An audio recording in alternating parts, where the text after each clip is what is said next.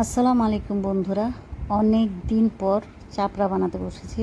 আসলে সত্যি কথা যে রাতে রুটি খাওয়া উচিত, কিন্তু দেখা যায় আমরা অলসতার কারণে রুটি বানাই না। তো চিন্তা করলাম রুটি কিভাবে বানাবো, এটা তো সম্ভব হচ্ছে না। তো আমার হাজব্যান্ড পরামর্শ দিল, রুটি না বানিয়ে তুমি একটা কাজ করো, চাপড়ি বানিয়ে খেয়ে ফেলো।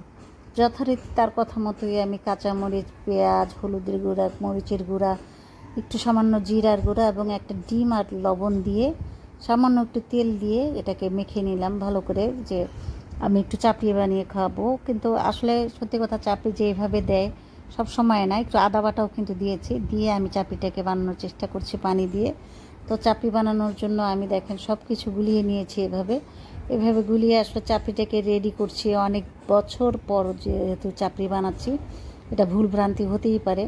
তো ট্রাই করলাম যে দেখি চাপড়িটা কেমন হয়। আমরা তো মজা করার, মানে যত মজাদার করা যায় তত টেস্টি হবে সেই চিন্তা করে বিভিন্ন রকমের জিনিস দিয়ে মিলিয়ে নিলাম ভালো করে। কিন্তু আমি এটাকে মেখে নিয়েছি যেন চাপড়িটা সব দিক থেকেই মজা হয়। তো একটু সামান্য তেল দেওয়াতে কিন্তু চাপড়িটা হাতে লাগবে না, আর বেশ সুন্দর হয়েছে কাইটা। এখন আমি এটাকে ফ্রাই প্যানে ভাজবো। সামান্য একটু তেল দিয়ে নিলাম যেন লেগে না যায়, যদিও ফ্রাই প্যানে না লাগার সম্ভাবনাই বেশি, তারপরে একটু সামান্য তেল দিলাম যেন এটাকে একটু টেস্টি লাগে। আর একটু আটার মধ্যে কিন্তু আমি আগেই তেল দিয়ে নিয়েছিলাম, যে কারণে আটাটা আর একটু সফট হয়ে গেছে, মুলায়ম হয়ে গেছে। তা আমি এইভাবে আমার চামচ দিয়েই আমি এটাকে মিলিয়ে নিচ্ছি আর কি।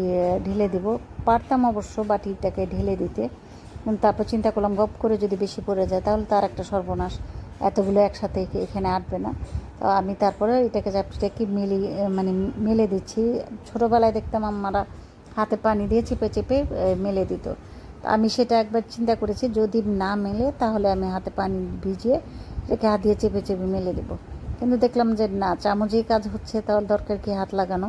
তা আমি চামিচ দিয়েই কিন্তু ছড়িয়ে দেওয়ার চেষ্টা করছি। তো এইখানে দেখা যাচ্ছে দেরিতে দেওয়াতে কিন্তু এগুলো পাট হয়ে যাবে, কারণ ওগুলো অলরেডি সিদ্ধ হয়ে যাচ্ছে। আর এটা যখন আলাদা দিচ্ছি তখন কিন্তু এটা ভাজার পর আলাদা হয়ে যাবে, যেটা হচ্ছে পরে প্রমাণিত হয়েছে যে এটা আসলে ভাজার পর আলাদা হয়ে গেছে। তো একটু সময় লাগে আসলে মেলাতে।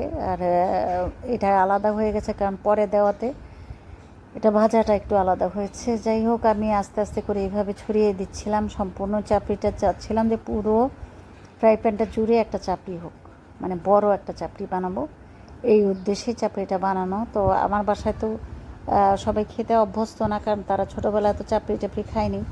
আমরা যেভাবে অভ্যস্ত, আমাদের মা, আমার বোনেরা ছোটোবেলায় এরকম চাপড়ি বানিয়ে দিত, আমরা হেঁটে হেঁটে খেতাম, একটু ঝাল ঝাল লাগতো, মিষ্টি মিষ্টি লাগতো। আমি এখানে কিন্তু সামান্য চিনিও দিয়েছি, ছোটো 4 চামচে 2 চামচ চিনি দিয়েছি। এটা হচ্ছে ঝাল মিষ্টি সব মিলিয়েই আর কি হবে।